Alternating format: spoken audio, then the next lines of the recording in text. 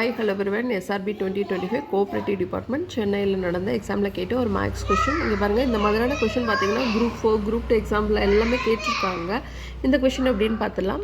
2 bell வந்து ring ஆகுது. ஒன்று வந்து 6 செகண்ட்ஸ் ரிங் ஆகுது, அடுத்து வந்து 8 செகண்ட் கேப்பில் ரிங் ஆகுது. ஓகே, ரெண்டுமே எப்போது ஒரே டைமில் ரிங் ஆகும் அப்படின்னு சொல்கிறாங்க. இது வந்து 6 செகண்ட்ஸ்க்கு ஒரு வாட்டி ரிங் ஆகுது, இன்னொன்று வந்து 8 செகண்டுக்கு ஒரு வாட்டி 8 வினாடிக்கு ஒரு வாட்டி ரிங் ஆகுது. ரெண்டுமே எப்போது ஒரே டைம் ரிங் ஆகும்னு கேட்குறாங்க.